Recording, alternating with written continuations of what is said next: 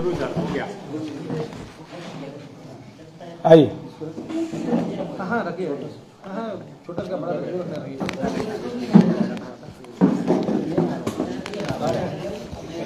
आज जेएसएससी कार्यालय में आप सभी इलेक्ट्रॉनिक और प्रिंट मीडिया से जुड़े हुए सभी बंधुओं का, भाइयों का, बहनों का स्वागत है।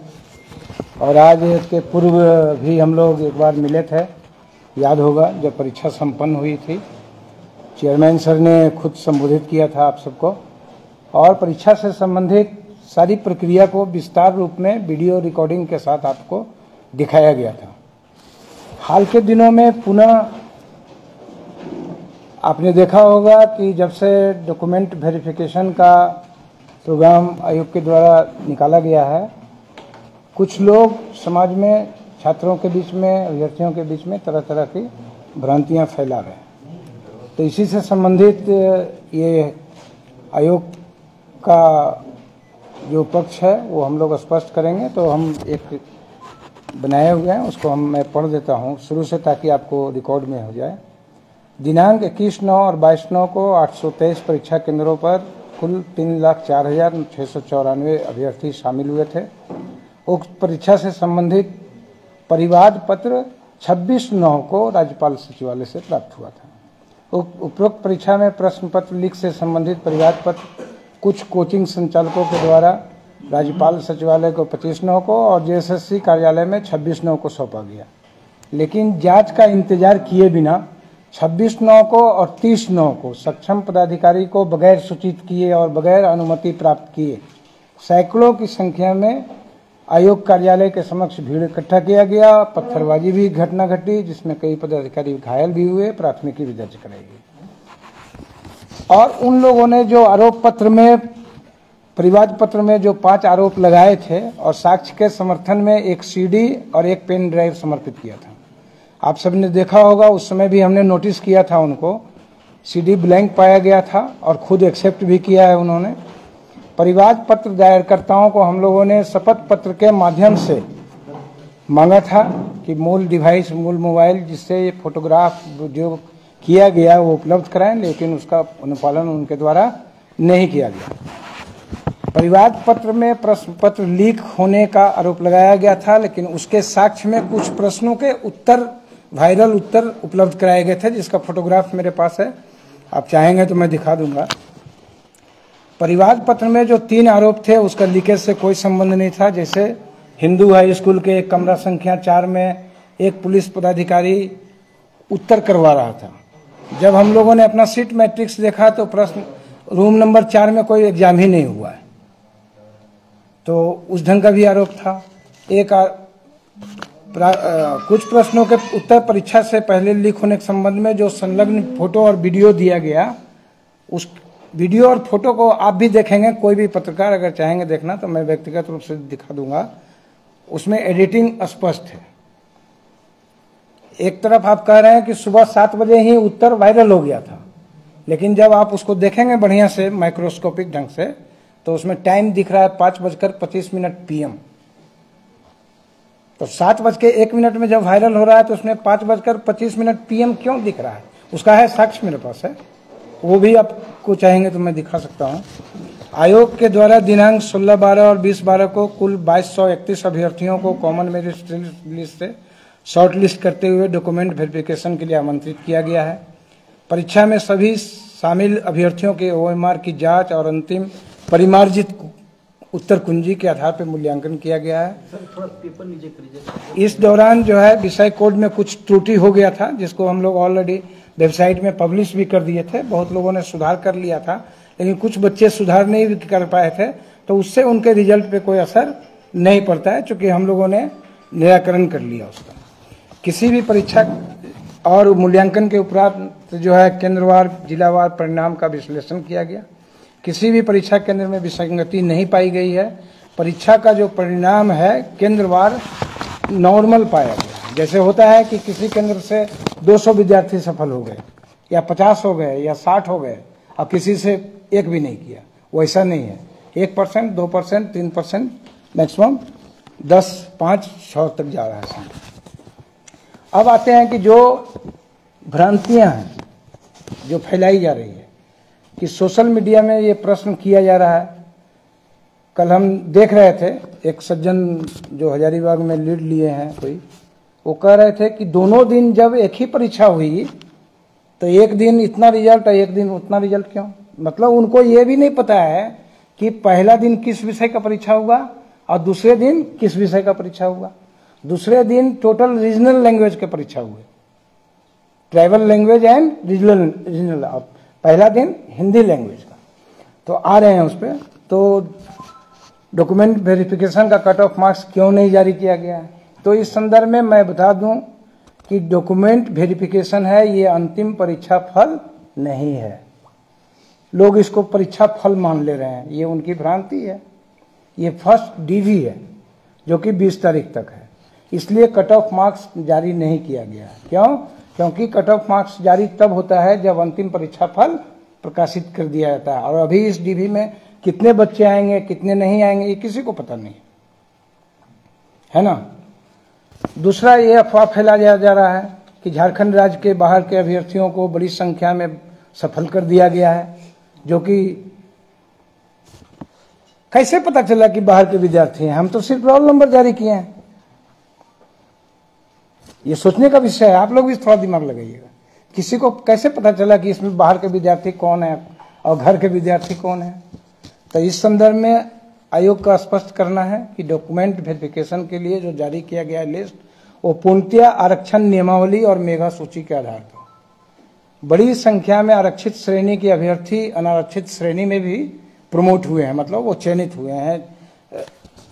और उसमें आप जब देखेंगे, जब हम लोगों ने एनालिसिस भी किया है इसका, तो उसमें अनुसूचित जनजाति के लगभग 30%, अनुसूचित जाति के लगभग 12%, अत्यंत पिछड़ा वर्ग अनुसूची 1 के लगभग 22% और पिछड़ा वर्ग 2 के लगभग 19%। इस तरह से लगभग 83% जो है आप कह सकते हैं कि लोग सफल हुए हैं। अब इसी से आप अंदाज लगा लीजिए कि जो लोग भ्रम फैला रहे हैं समाज में या विद्यार्थियों के बीच में, वो किस आधार पर भ्रम फैला रहे हैं।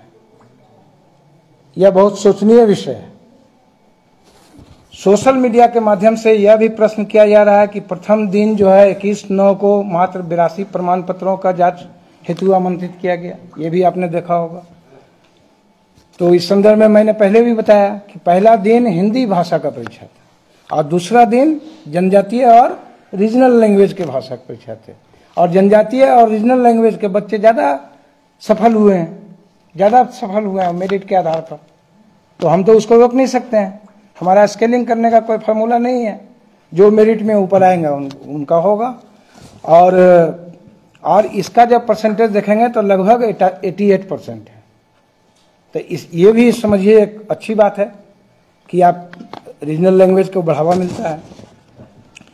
प्रमाण पत्र की जांच के लिए कुल 2231 उम्मीदवार आमंत्रित किए गए हैं, जिसमें 2145 लगभग 96% झारखंड राज्य के निवासी हैं। टोटल कितना है? 2231 उम्मीदवार आमंत्रित किए गए हैं, जिसमें लगभग 2145 झारखंड राज्य के निवासी हैं, एड्रेस डेटा के आधार। ठीक है, तो आप समझ लें कि जो लोग आरोप लगा रहे हैं, भ्रम फैला रहे हैं, अभ्यर्थियों को गुमराह कर रहे हैं, उनके पास क्या आधार है, वो किस आधार पर ये प्रवचन दे रहे हैं बाहर में, ये समझ से बाहर है। सोशल मीडिया में यह भी अफवाह फैलाया जा रहा है कि परीक्षा की अवधि में बाहर जो है क्वेश्चन रटवाया गया। तो भाई इसका साक्ष्य किसके पास है, कहाँ रटवाया गया, कौन रटवाया? आप जाइए सक्षम पदाधिकारी के पास, सक्षम जगहों पे जाइए। तो इस संदर्भ में कोई आयोग को सूचना प्राप्त नहीं है। प्रमाण पत्रों के जांच के उपरांत सूचना प्रकाशित होने के बाद एक और जानकारी आपको दे दें कि हम लोग को ईमेल के माध्यम से आयोग के पदाधिकारियों और कर्मचारियों को जान से मारने की धमकी प्राप्त हुई है, जिसकी ईमेल के माध्यम से, जिसकी सूचना हमने सक्षम स्तर पर दे दिया है, सक्षम पुलिस पदाधिकारियों। अब ये सब तो अब इन्वेस्टिगेशन सब भेज दिया है। नाम क्या है, क्या? नहीं, आईडी नेम है सम फलाना ये, और आईडी नेम है। और बहुत उसमें गाली गलौज सब का इस्तेमाल भी किया है। परीक्षा को कदाचार मुक्त करने के लिए सभी परीक्षा केंद्रों पर प्रत्येक कमरे में कम से कम 2 वीक्षक मतलब लगभग 26,000 की प्रतिनियुक्ति की गई थी। परीक्षा केंद्र के लिए परीक्षा ऑब्जर्वर पहली बार बनाया गया है आयोग के इतिहास में। बाकी चीज तो आपको दिखाई ही चुके हैं सर के उपस्थिति में। स्थैतिक दंडाधिकारी, पेट्रोलिंग मजिस्ट्रेट, आप इमेजिन नहीं करेंगे 15,991 हम लोगों ने सीसीटीवी इंस्टॉल कराया है।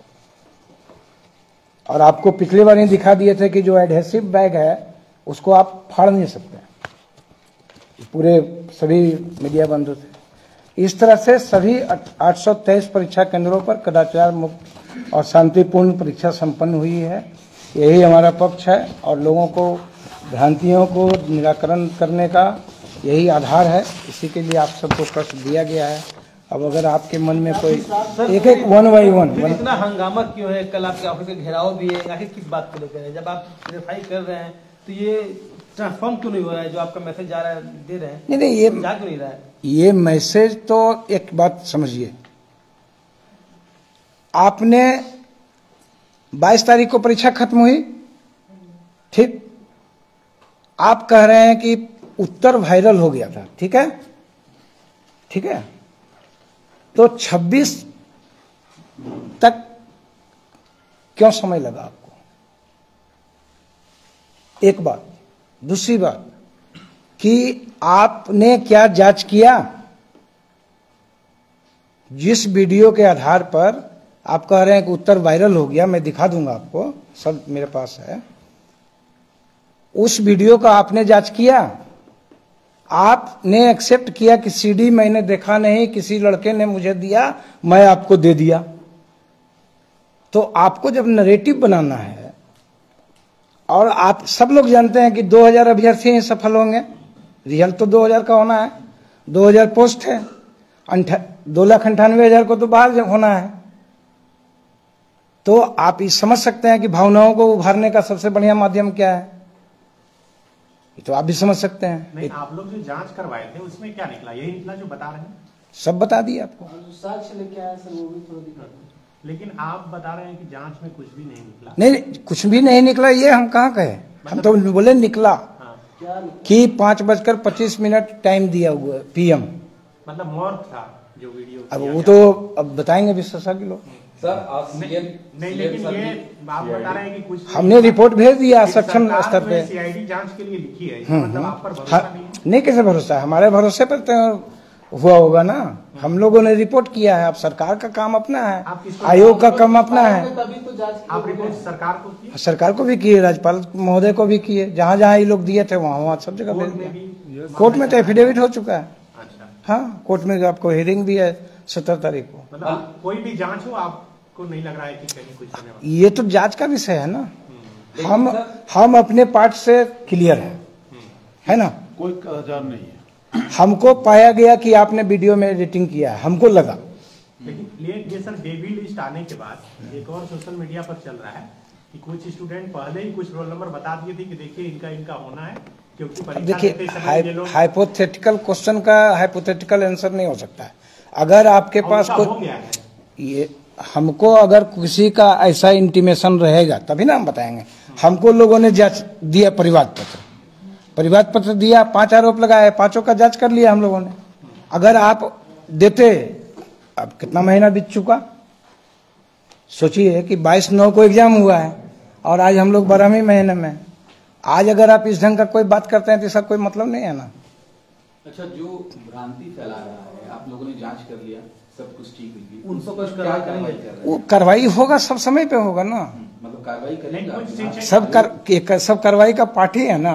हाईकोर्ट में मामला है, हम लोग रिपोर्ट कर दिए हैं, फिर अभी आपने ही कहा कि सीआईडी जांच हो रही है, तो सब कार्रवाई ही है ना। कल जो प्रदर्शन हो रहा है उसकी क्या तैयारी है? उसकी तैयारी तो सब आप पुलिस प्रशासन कर रहे होंगे, उनका काम है। लेकिन साक्ष्य के साथ आप जिन शिक्षकों को वार्ता के लिए बुलाए थे, उन ज्यादातर शिक्षकों के घर पर कल परसों से उन सब से देखिए, उन सब से हम लोग का कोई, शिक्षक की अरेस्टिंग भी हो गई है। उन सब का आयोग से कोई संबंध नहीं है। क्या सर आयोग में पूरे तरह से कंफर्म है कि आयोग का वो सब लॉ एंड ऑर्डर हमारा इशू नहीं है। लॉ एंड ऑर्डर FIR कराए होंगे कि ऐसा कुछ हुआ है, जो हाँ। बता रहे थे पत्थरबाजी हुई है, क्या हुई है? वो FIR उसी दिन हुआ था। उस समय मजिस्ट्रेट जो उपस्थित थे उनके द्वारा FIR हुआ है, उसी दिन हुआ है, पेपर में भी निकला। 30/9 को FIR 30/9 को ही FIR हुआ है कि 10 लोगों के विरुद्ध अनिल सर और आयोग अज्ञात। आप लोगों ने कोई सुरक्षा की मांग की है अपने लिए, अपने परिवार के लिए, क्योंकि आपने बताया कि सुरक्षा की अब देखेंगे, अभी तो अब इस वजह से आप लोग हैं ही तो सुरक्षा। मतलब कहा जाए एक लाइन का एग्जिस्ट यही है कि एग्जाम फ्री एंड फेयर बिल्कुल पूरी तरह बिल्कुल आयोग का ये मानना। बिल्कुल माने आप लोग 100%। रिजल्ट प्रकाशित करने की ओर आयोग- आयोग प्रोसेस है सर। देखिए, आयोग जो सेट पैटर्न मतलब तरीका है जांच का, किसी को डॉक्यूमेंट के जांच का, कहीं भी उपस्थापित करने का, उसके लिए हमेशा तैयार है।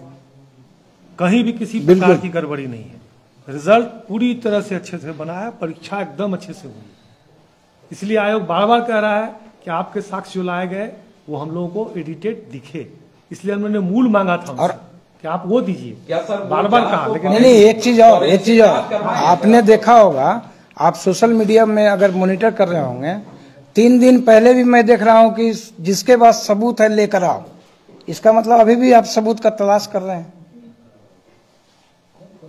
अभी भी सबूत का तलाश कर रहे हैं। वो तो अपना पक्ष मजबूत करेंगे। तो वही से बोल रहे हैं ना, तो जब सबूत का तलाश कर रहे हैं तो देखा सबूत जाए, लाइए, हमारे पास भी लाइए, हम लोग भी देखेंगे। पक्ष लाइए। हम जांच करने से भागते थोड़ी ही हैं। नहीं, एक मेजर क्वेश्चन था उसमें स्टूडेंट लोग का भी कि जो एग्जामिनेशन हुआ 21 से 22 उसमें मैथ, कंप्यूटर और एक और सब्जेक्ट है, 3 सब्जेक्ट का रिपीटेशन था।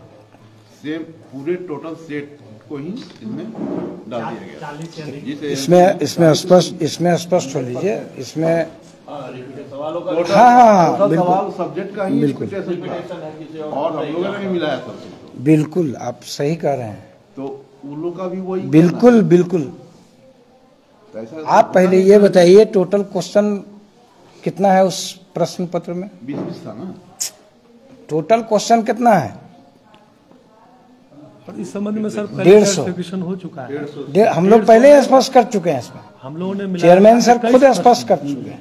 21 प्रश्न है हम लोगों ने जो भी है, हमारा आयोग का अपना नियम है। आयोग प्रश्न पत्रों के सेटिंग से किसी प्रकार से संबंध नहीं रखता है, क्योंकि उसका एक अलग सिस्टम है। नहीं तो वो सेट कौन करता है? अब बोले परीक्षा ये में आयोग ले रहा है तो क्वेश्चन कौन सेट करता है? क्वेश्चन सेट जिसको हम लोग हम बता रहे हैं, जिसको हम लोग ऑथराइज करते हैं उनके एक्सपर्ट होते हैं, उनके एक्सपर्ट होते उनके एक्सपर्ट होते हैं। वो सब विषयों के होते हैं, हाँ, सभी विषयों के होते विषय हैं, भी होंगे, सभी विषयों के होते हैं। तो आप ये देखिए कि टोटल क्वेश्चन कितना है, 150 है। 150 अगर प्रश्न पत्रों का दोहराव हुआ तो ये तो 3,04,000 के लिए न हुआ है ना, हाँ, कि आपके लिए अकेले हुआ है। 3,04,000 तो अपीयर किए और उतने तो नहीं आए। जो भी 3,04,000 के लिए हुआ है, तो वो लीकेज का मामला नहीं है ना, नहीं लीकेज का नहीं है, रिपीटेशन का है। लीकेज का मामला नहीं है। और रिपीटेशन के संदर्भ में हमारे यहाँ स्पष्ट आयोग का अपना जो गाइडलाइन है उसमें भी, और वो भी सोशल मीडिया में आपको जारी किया है कुछ लोगों ने, कि within 2 years for same post identical question नहीं होना चाहिए। ये पहले ही क्लियर हो चुका है, पिछला ब्रीफिंग में ही आपको क्लियर कर दिया गया चेयरमैन सर के द्वारा। अब तो देखिए नया नया एजेंडा लाया गया ना, बाहर के लोग हैं, सब बाहरी को सीट बेच दिया गया है। अब तो आप देखिएगा सोशल मीडिया में जो अफवाह फैलाया जा रहा है वो दूसरा अफवाह फैलाया जा रहा है। और दूसरी बात है कि हर चीज का एक संवैधानिक फोरम है, हर चीज का एक कॉन्स्टिट्यूशनल बॉडी है। निर्णय सड़क पे नहीं होगा, हर निर्णय सड़क पे नहीं होगा कि कौन अपराधी है कौन अपराधी नहीं है। आपको वहां पे जाना चाहिए। अगर आपके पास आज भी सबूत है तो आज भी जा सकते हैं, कोई रोका है क्या? आप 22 तारीख को परीक्षा हुई, 26 तारीख को हमारे यहाँ आए तो गाजे बाजे 2000 के साथ आए, क्यों? फिर जब 26 को आए और हमने नोटिस किया 30 को उपस्थित होने के लिए, तो फिर 30 तारीख को 5000 के साथ आ गए, क्यों? वाई? क्या जरूरत थी उसकी? इसका मतलब आयोग को आप डराना चाहते हैं, धमकाना चाहते हैं। ये ठीक बात नहीं है। लोकतंत्र में, डेमोक्रेसी में ये अच्छी बात नहीं है। हम सभी जुडिशियल सिस्टम में विश्वास करते हैं, सभी लोग। तो सिस्टम में आपको आप बात रखनी चाहिए।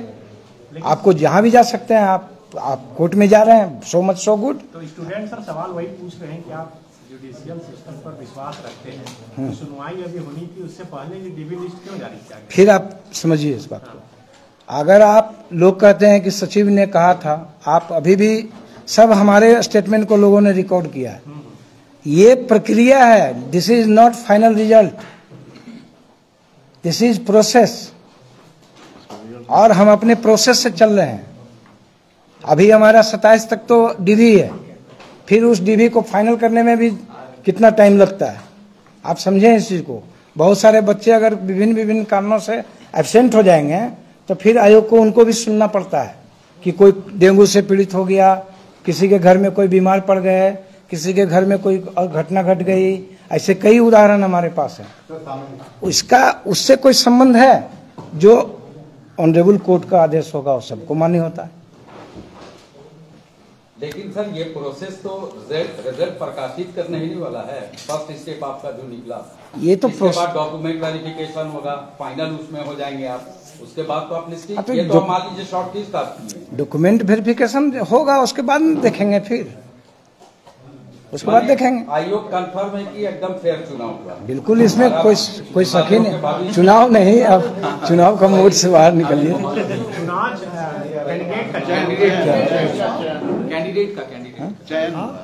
आयोग पूरी तरह संतुष्ट है कि रिजल्ट्स बड़े अच्छे ढंग से तैयार किए जा रहे हैं, परीक्षा बहुत अच्छे ढंग से लिए गए, और जो सोशल मीडिया में अफवाह है वो अफवाह है।